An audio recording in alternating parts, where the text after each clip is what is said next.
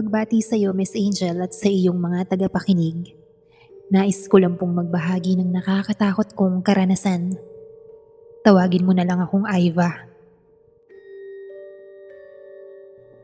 Bali nangyari ito noong nag-rent ako ng isang kwarto sa Maynila dahil nag-apply ako ng mga panahon na yon. Malayo ang probinsya ko at kinabukasan din naman ay final interview ko na. Kaya hindi na muna ako umuwi noon at nagstay na lang ako sa isang hotel na hindi ko na lang papangalanan. Basta, sikat yung hotel na yon. Bali natapos ang initial interview ko ng mga bandang hapon na. Gumala na lang muna ako sa mall para kumain na din. Kinausap ko lang din sa chat ang mga magulang ko at nagpaalam na din ako na hindi na muna ako makakauwi dahil maaga din ang final interview ko kinabukasan. Pumayag naman sila noon at pinayuhan ako na mag-lock ng room at mag-ingat. Alam ko din naman paano mag-check-in sa ganong hotel dahil minsan ay nag-hotel din naman kami nila mama. Mga bandang 5:30 PM ay nag-check-in na din ako dahil nakakaramdam na ako ng pagod at gusto ko na ding magpahinga. May extra naman akong damit at yung suot kong business attire ay hindi naman ganun may amoy. Kaya yun na lang ulit ang susuotin ko kinabukasan. Nagsimula na akong mahiga at dahil sa pagod buong araw, ay nakatulog ako. Literal na bagsak talaga. Hanggang sa naalimpungatan ako. Nagising ako bigla dahil din sa lamig ng aircon. Naitodo ko ata. Agad ko namang pinahinaan. Tiyanek ko yung oras sa cellphone ko at nagulat ako dahil mag-aalas 12 na ng hating gabi. Napakamot na ako sa ulo dahil naalala ko na hindi pa ako kumakain ng hapunan. Merienda lang ang kinain ko sa mall. Hindi naman ako masyadong gutom kaya nag-decide akong ederecho na lang ang tulog ko. Pero ilang minuto akong nakapikit pero hindi na ako nakatulog. Hanggang sa bigla akong napalingon sa pinto. Nakaangat ito. Di ba sa hotel dalawa ang pinto? Yung pangalawang pinto yung tinutukoy ko. Nasa pagkakaalala ko ay nilak ko naman bago ako nakatulog. Naisip ko na lang na baka hindi ko lang nalak. Kaya ang ginawa ko, chinek ko na din yung pinakang main door. Doble-doble na ang pag-check ko. At sure na sinara ko na talaga ang dalawang pinto. Pumikit na ako at sinimula na ulit matulog. Nakatulog naman ako sa awa ng Diyos. Pero 3:00 ng madaling araw ay nagising na naman ako dahil sa hindi ko maipaliwanag na pangyayari. Biglang bumukas ang TV. Wala siyang channel noon. Pero bukas siya. Kaya doon ay nagsimula na akong matakot. Dahil paano mangyayari na magbubukas siya ng kusa? At sumaktong 3:00 pa noon. At ang mas lalong nagbigay sa akin ng takot ay nang mapalingon ulit ako sa pintuan. Nakaangat na naman ito.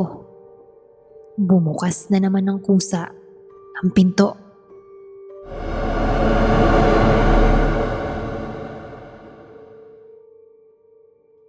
Dali-dali kong kinuha ang telepono sa kwarto at tumawag ako sa lobby. Sinabihan ko sila na kusang nagbubukas ang pinto at ilang minuto naman noon, agad ding kumatok ang staff nila. Pinapasok ko sila, isang babae at lalaki. Pinacheck ko sa kanila yung pinto, pati yung TV. Tiningnan lang naman nila at sinabing hindi naman sira at baka daw nakalimutan ko lang ilak. Sinasabi din nila na safe naman sa hotel at may mga CCTV naman. In case natatakot daw ako na baka may masamang tao na magtangkang pumasok. At sa TV naman, ay baka napindot ko lang daw yung remote or nadaganan ko habang tulog ako. Hinayaan ko na lang Mahalaga ay na-check na din nila at nagre-respond sila agad sa tawag ko. Lumabas na din sila at doon ay chinek ko ng madaming beses, paulit-ulit ang lock ng pinto. Yung sa TV, baka nga nadaganan ko dahil nakatulugan ko din, nakatabi yung remote. Malapit na mag-alas 4 ng umaga noon. Hindi na talaga ako nakatulog, kahit anong pilit ko. Kaya nag-cellphone na lang muna ako habang nakahiga. Nang ilang minuto ay may narinig akong tunog. Tunog ng pinto na bumubukas. Lumingon ako sa pinto at nanlaki ang mata ko. Dahil habang bumubukas ang pinto, ay merong anino doon.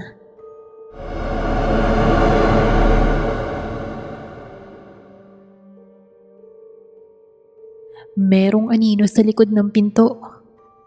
Hindi ako makagalaw noon. Nakatingin lang ako habang dahan-dahan akong lumalapit sa telepono. At habang hinihintay kong may sumagot noon, ay doon na ako napasigaw.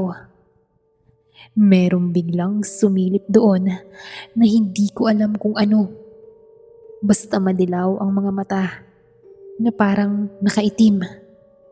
Sigaw ako ng sigaw. Hindi ko na namalaya na kinakausap na nila ako sa telepono.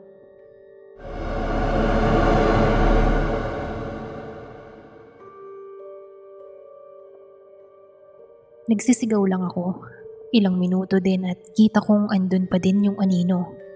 Kasabay nun ay bigla namang nawala yung nakasilip. Nakarinig ako ng katok, basta sigaw lang ako ng sigaw at ayokong pumunta doon sa pinto. Ilang minuto ay nakapasok sila. Meron ata silang dalang susi noon, since katok sila ng katok pero hindi ko pinagbubuksan. Nagmamadali silang lumapit sa akin at tinatanong kung anong nangyari. Sinabi ko naman na may anino at may sumilip sa akin. Sinabi ko din na hindi pa ako tumatayo para makita nila na totoo ang sinasabi kong nagkusa na bumubukas ang pinto.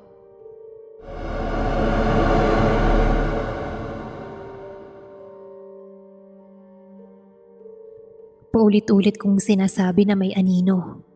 May anino. Chinek nila pero wala naman silang nakita. Nag-offer sila na pwede naman daw akong lumipat ng ibang kwarto since ang check-out ko pa naman ay hapon. Pero sabi ko ay wag na dahil umaga naman ay aalis na din ako. Humingi na lang ako ng pabor doon sa babaeng staff na kung pwede ay samahan niya na lang muna ako hanggang sa matapos akong mag-ayos. Hindi na lang ako natulog noon at nagsimula ng mag-ready ng gamit. Pupunta na lang ako ng maaga doon sa interview ko at doon na lang magpapalipas ng oras.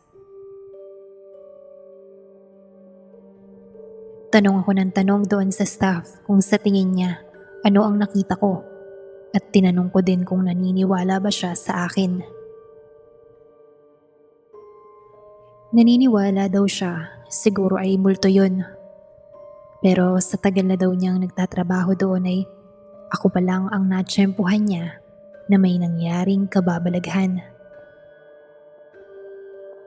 Sabi niya ay baka dala lang daw yun ng pagod o kaya ay baka nasundan lang daw ako ng kaluluwa o baka may third eye daw ako.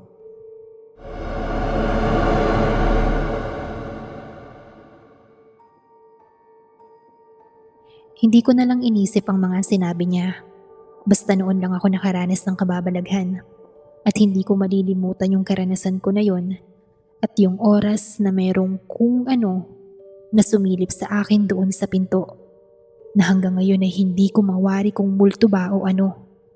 Basta takot lang ang nararamdaman ko.